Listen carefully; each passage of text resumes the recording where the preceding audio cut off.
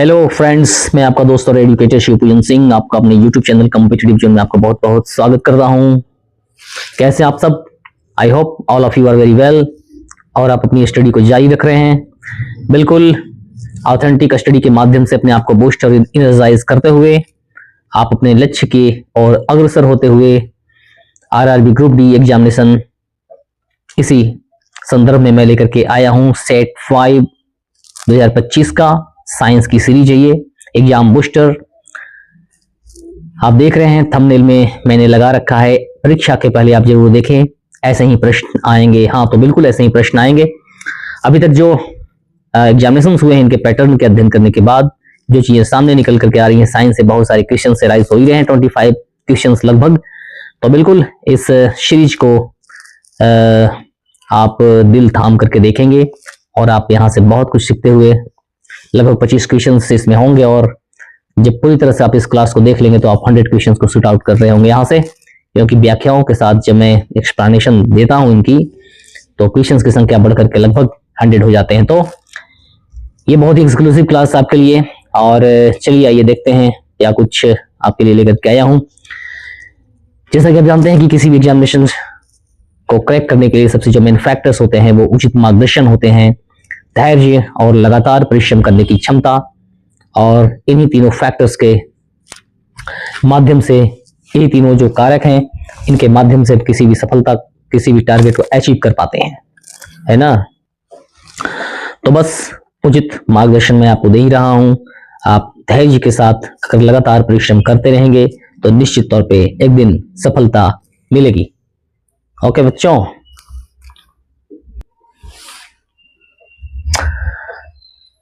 इससे पहले कि हम इस सेशन की शुरुआत करें, अगर अभी तक आपने इस चैनल को सब्सक्राइब नहीं किया है तो आप इसे सब्सक्राइब करें, लाइक करें, अपने फ्रेंड्स तक इसे शेयर करें और कमेंट्स बॉक्स में कितना आपने स्कोर किया ये जरूर बताएं। और इस चैनल के माध्यम से जुड़ करके अपनी तैयारी को जारी रखें, क्योंकि आपको उचित मार्गदर्शन वही दे सकते हैं जो स्वयं सेलेक्टेड हों। और मैं आपका दोस्त, एडुकेटर और मोटिवेटर एसपी सिंह वर्तमान में भारतीय रेलवे में कार्यरत, और चीजें मैं आपको वही प्रोवाइड करवाता हूं जो कि एग्जामिनेशन पॉइंट्स ऑफ व्यू से बहुत ही महत्वपूर्ण होते हैं। तो इस क्लास को बिल्कुल ऑथेंटिक तरीके से लेकर के आया हूं और आप इसे देखें और अपने दोस्तों को भी बताएं। चैनल को सपोर्ट करते हुए इसे सब्सक्राइब करें। मैं एक लंबी कारवां बना दूंगा और बिल्कुल हम सब मिल करके और सिलेक्शन के मुहाने तक पहुंचेंगे और हम सेलेक्ट होंगे, है ना। तो देखिए कितने महत्वपूर्ण क्वेश्चंस की सीरीज में आपके लिए लेकर के यहाँ पर हाजिर हुआ हूँ। कोशिका की ऊर्जा, एनर्जी करेंसी क्या है, what is the energy currency of the cell, ये है ATP, and what ATP stand for. ATP क्या है बच्चों? पहले तो मैं इसे सेलेक्ट कर लूं।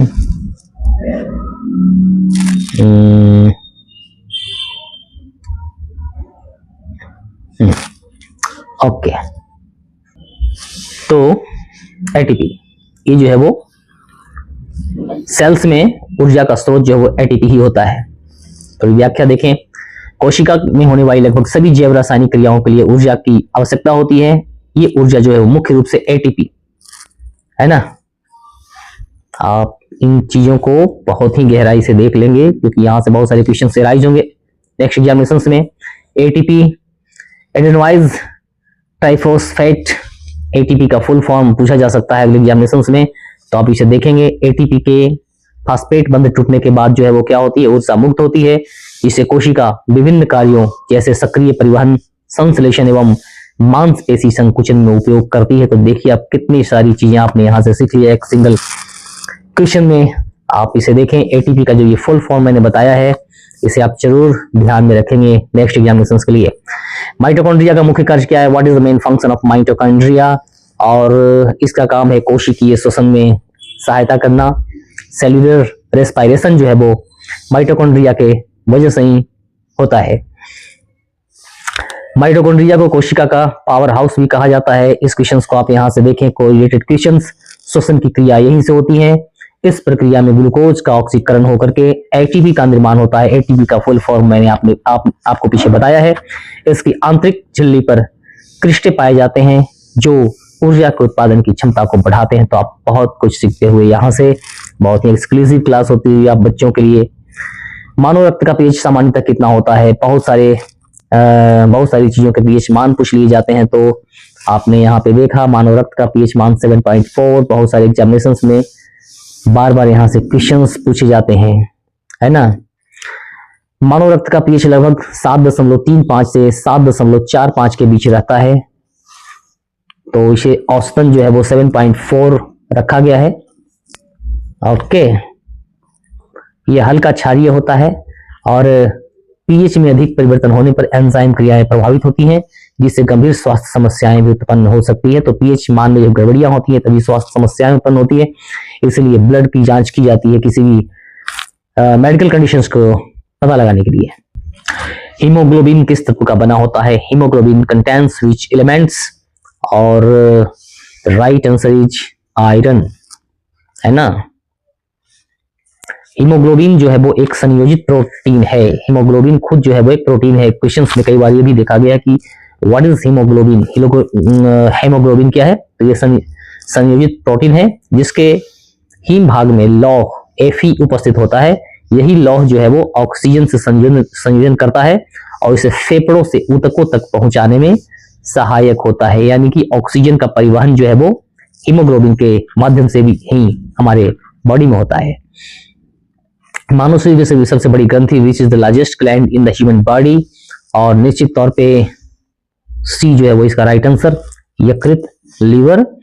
और क्या इसके कुछ बैकग्राउंड को देखें, यकृत जो है वो मानव शरीर की सबसे बड़ी ग्रंथि, यह पित्त का निर्माण करता है ना। पित्त का निर्माण जो है वो पित्ताशय से नहीं होता, पित्त का निर्माण यकृत से होता है, और पित्त जो है वो जाकर के जमा जो है वो पित्ताशय में होता है, पैंक्रियाज में होता है। तो ये बहुत सारे तो कंफ्यूजिंग क्वेश्चन यहाँ से है, तो आप इन्हें देखेंगे। पित्त का निर्माण कहाँ से होता है? लीवर से, और वो संचय जाकर के होता है पैंक्रियाज में। विषैले पदार्थों का विषहरण करता है कौन? लीवर। तथा चयापचय में, मेटाबॉलिज्मिक सिस्टम में जो है वो महत्वपूर्ण भूमिका निभाता है। तो आपके कंसेप्ट यहाँ से क्लियर होते हुए, प्रकाश संश्लेषण की अंधेरी अभिक्रिया कहाँ होती है? Where does dark reactions of photosynthesis occur, और ये स्ट्रोमा में होती है।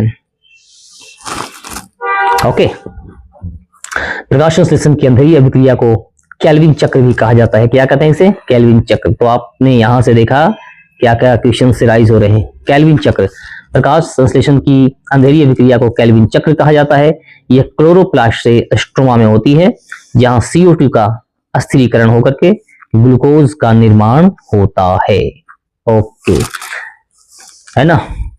DNA की द्विकुंडल संरचना का प्रतिपादन किसने किया था? Who proposed the double helix structure of DNA, and the person is Watson and Crick. Watson और क्रिक ने DNA की संरचना की व्याख्या की थी। वाटसन और क्रिक कब? 1953 में वाटसन और क्रिक ने DNA की द्विकुंडल डबल हेलिक्स संरचना का मॉडल प्रस्तुत किया, जिसने अनुवांशिकी के क्षेत्र में क्रांति ला दी थी। तो वाटसन एंड क्रिक के इस संदर्भ को आप याद रखेंगे। मानव हृदय में कितने अक्ष होते हैं? कक्ष होते हैं। How many chambers are there in human heart? ये 4 चैम्बर्स होते हैं। और किस तरह की संरचना होती है मानव हृदय की? मानव हृदय 4 कक्षों से बना होता है। 2 आलिंद, एट्रियम, और 2 निलय, वेंटिकल्स होते हैं। और यह संरचना जो है वो शुद्ध और अशुद्ध रक्त के पृथक्करण में सहायक होता है। तो इन्हें आप देखते चलेंगे। सबसे अधिक ऊर्जा किस पोषक तत्व से मिलती है? विच न्यूट्रिएंट्स प्रोवाइड्स मैक्सिमम एनर्जी? और कार्बोहाइड्रेट से निश्चित तौर पे हमें ऊर्जा ज्यादा मिलती है ना। कोशिका झिल्ली का क्रल मोज़ेक मॉडल किसने दिया? Who proposed the fluid mosaic model of cell? और सिंगर और निकोलसन ने कोशिका झिल्ली का तरल मोज़ेक मॉडल दिया था, है ना। ओके, बिल्कुल ही स्टैंडर्ड क्वेश्चंस, और आप यहां से पढ़ेंगे तो निश्चित तौर पे आप एक अच्छा ह्यूज स्कोर कर पाएंगे।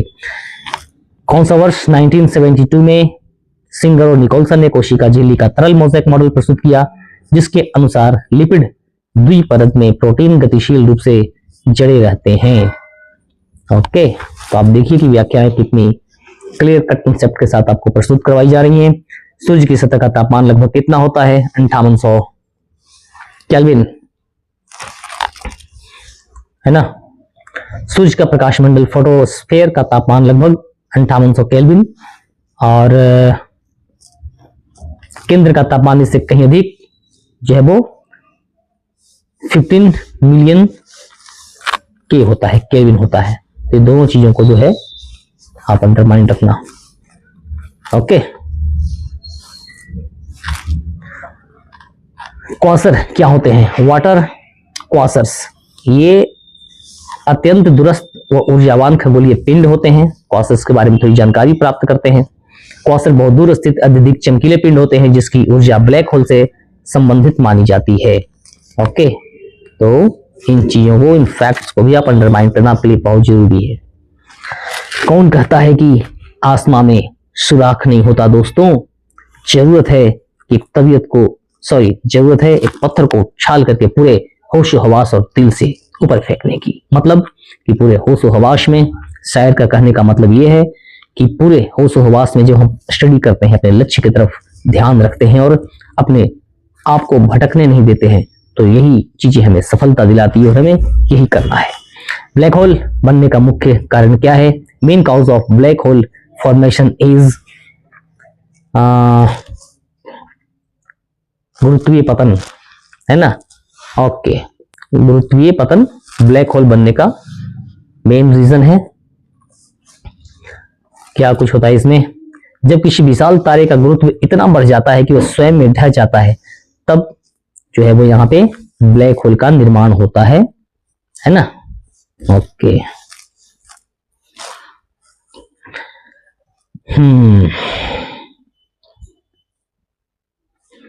किसी गैस का आदर्श गैस के रूप में व्यवहार करने का मानक ताप और दबाव क्या है? अच्छा, हाँ, तो 0 डिग्री सेंटीग्रेड और इसके ताप होने चाहिए और दबाव ATP, है ना, ATM जो है वो 1 ATM होना चाहिए। 0 डिग्री सेंटीग्रेड और 1 ATM, यानी कि ताप जो है वो इसके 0 डिग्री सेंटीग्रेड और एटमॉस्फेरिक प्रेशर जो है वो 1 ATM होना चाहिए। ठीक है, मानक ताप और दबाव HTP को 0 डिग्री सेंटीग्रेड 273 - 1.5 के और 1 ATM के रूप में परिभाषित किया जाता है। इस स्थिति में आदर्श गैस के लिए 1 मोल गैस का आयतन 22.414 लीटर होता है। यह रसायन विज्ञान में गैसों के व्यवहार को समझने के लिए आधारभूत स्थिति है। तो ये बिल्कुल बेसिक क्वेश्चन, परंतु इतने डीप हो जाते हैं कि ये एग्जामिनेशंस में जो है वो छूट जाते हैं ऐसे क्वेश्चंस। तो आप इन पर विशेष ध्यान रखेंगे। बहुत ही खूबसूरत क्वेश्चंस को मैं यहाँ पर लेकर के आया हूँ आपके लिए। तो बच्चों, आप देखेंगे कि कैसे क्वेश्चंस यहाँ पे राइज हो रहे हैं और कैसे एग्जामिनेशन पॉइंट्स ऑफ व्यू से महत्वपूर्ण है।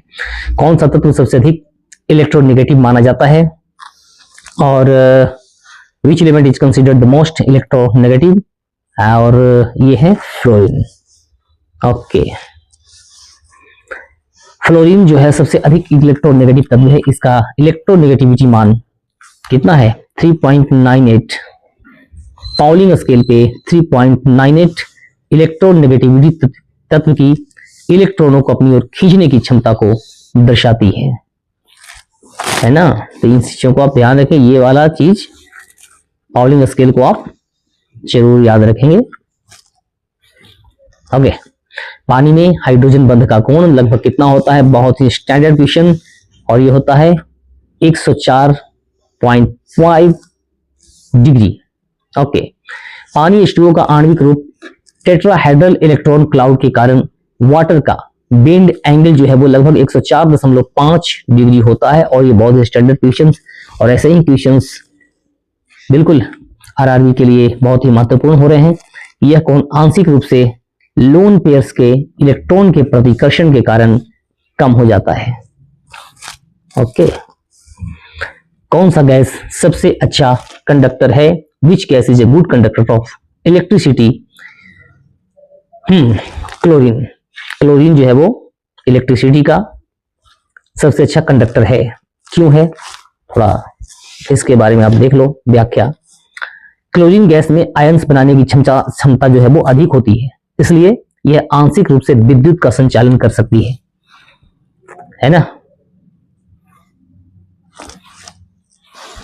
इसमें जो और भी ऑप्शंस में दिए गए हैं, अन्य गैसें जैसे कि हाइड्रोजन, ऑक्सीजन और नोबल गैसेज जो होते हैं वो विद्युत के अच्छे कंडक्टर्स नहीं होते हैं। तो ऑप्शंस में जो क्लोरीन गैस दिया हुआ है यहाँ पे आपका राइट आंसर हो जाएगा। ओके, किसी कार्बनिक यौगिक में यदि -OH समूह जुड़ा हो तो उसे क्या कहते हैं? सॉरी, OH समूह जुड़ा हुआ हो, OH ग्रुप जुड़ा हुआ हो तो उसे क्या कहते हैं? उसे हम एल्कोहल कहते हैं। जब आप OH जुड़ा देख ले तो समझ जाओ कि ये एल्कोहल की बात कर रहा है। OH समूह से जुड़ा कार्बनिक यौगिक एल्कोहल कहलाता है। यह फंक्शनल ग्रुप हाइड्रोक्सिल ग्रुप कहलाता है। एल्कोहल्स जल में घुलनशील होते हैं और हाइड्रोजन बॉन्ड बना सकते हैं। ओके, लोहे को जंग लगने से बचाने के लिए कौन सा तरीका अपनाया जाता है? Which method is used to prevent iron from rusting? तो इसे हम गैल्वेनाइजेशन कहते हैं। इसे लोहे को गैल्वेनाइज्ड कर देते हैं, जिंक की परत उसके ऊपर हम चढ़ा देते हैं तो रस्टिंग नहीं हो पाती वहां पे। गैल्वेनाइजेशन में लोहा जो है वो जस्ता की परत से ढक दिया जाता है, उस ऊपर से पेंट कर दी जाती है। जस्ता लोहे की सतह को रासायनिक रूप से सुरक्षित रखता है और जंग से बचाता है। तो गैल्वेनाइजेशन आप समझ गए होंगे। गैल्वेनाइजेशन परत किसकी चढ़ाई जाती है ये भी आपने देखा। अम्ल और क्षार का मिश्रण करने पर क्या उत्पादित होता है? What is produced when an acid reacts with A base? तो साल्ट एंड वाटर का वहां पे निर्माण होता है ना। कैसे, थोड़ा सा एक उदाहरण से समझें। जब अम्ल, एसिड और क्षार बेस मिलते हैं तो लवण और जल बनता है। इसे न्यूट्रलाइजेशन कहते हैं। तो आपने न्यूट्रलाइजेशन को भी समझा, अम्ल और क्षार के मिलने से लवण और जल का निर्माण, और इसे ही कहते हैं न्यूट्रलाइजेशन। जब हाइड्रोक्लोरिक अम्ल को एसिड को क्षार यानी कि सोडियम हाइड्रोक्साइड OH से मिलाते हैं तो NaCl सोडियम क्लोराइड और H2O का निर्माण होता है, यानी कि यहाँ पे ये लवण बन गया और ये जल बनी गए, और ये है एसिड और ये है क्षार। ओके, निम्न में से कौन सा गैस वातावरण में सबसे अधिक मात्रा में पाई जाती है? Which gas is present in the largest amount in the atmosphere? और ये है नाइट्रोजन। नाइट्रोजन की कितनी मात्रा पाई जाती है? सबको आपने याद रखा या नहीं? ओके, वायुमंडल में नाइट्रोजन लगभग 78% यानी कि सबसे ज्यादा मात्रा में पाया जाता है। यह इनर्ट गैस है और अधिकांश रासायनिक प्रक्रियाओं में स्थिर रहता है ना। Okay, electron configuration He2s2 2p4 वाला तत्व कौन सा है? Which element has the electron configuration He2s2 2p4? और ये है ऑक्सीजन। कॉन्फ़िगरेशन तो आपने पढ़ा ही होगा। He2s2 2p4 इलेक्ट्रॉन कॉन्फ़िगरेशन वाला तत्व ऑक्सीजन है। इसमें कुल 8 इलेक्ट्रॉन होते हैं, 2 K सेल में और 6 जो है वो L सेल में होते हैं। तो आप यहाँ पे देख रहे हैं यह तत्व गैसों में अत्यधिक प्रतिक्रियाशील गैस जो है वो है ना। हाइड्रोजन, सॉरी ऑक्सीजन की बात कर रहे हैं यहाँ पे। ओके, कौन सा गैस दहन के दौरान धुआं नहीं छोड़ती? Which gas does not produce smoke during combustion? और यह है हाइड्रोजन। इसलिए हाइड्रोजन को एक अच्छा ईंधन माना गया है। हाइड्रोजन का दहन शुद्ध रूप से जल H2O बनाता है और धुआं या अन्य अवशेष नहीं छोड़ता। यह शुद्ध जल बना करके ऊर्जा जो है वो उत्सर्जित करता है। ओके, तो क्या कुछ देख रहे हो आप यहाँ पे? बहुत कुछ चीजों को आप सीखते हुए साइंस की क्लासेस, और बहुत ही एक्सक्लूसिव क्लास आपने यहाँ से किया है ना। Okay friends, so 25 questions you have done from this platform। और जब आप पूरी तरह से देखेंगे, जब गहन अध्ययन के दौरान जो है वो आपने इसका जब पढ़ाई किया यहाँ से, तो लगभग 4 से 5 क्वेश्चंस सारे एक्सप्लेनेशंस में जो है वो बन रहे थे यहाँ से, है ना। कहने का मतलब ये है कि आपने लगभग 100 क्वेश्चंस को यहाँ से बहुत ही रैपिडली लगभग 19 से 20 मिनट में पढ़ा, जो कि बहुत ही महत्वपूर्ण क्लास होती हुई। ओके, तो बस इसी तरह से आप इस चैनल के माध्यम से जुड़ करके अपनी तैयारी को जारी रखें। विभिन्न परीक्षाओं से संबंधित मॉक टेस्ट आपको समय समय पर मिलते रहेंगे। अभी आरआरबी लेवल 1 की बारी है, एनटीपीसी के सेट्स भी आपको प्रोवाइड करवाए जाते रहे, तो बस फटाफट जो है वो तैयारी को करते रहे यहाँ से। ओके, इससे पहले कि हम मिलते हैं अगली क्लास में, once again I would like to make you understand, अगर अभी तक आपने इस चैनल को सब्सक्राइब नहीं किया तो आप इसे सब्सक्राइब करें, अपने फ्रेंड्स तक इसे शेयर करें, पेज को वीडियो को लाइक करें और कमेंट्स बॉक्स में अपने क्विज को जरूर बताएं। ओके, तो चलिए मिलते हैं अपनी अगली क्लास में, तब तक के लिए आप अपना ख्याल रखें। जय हिंद, जय भारत।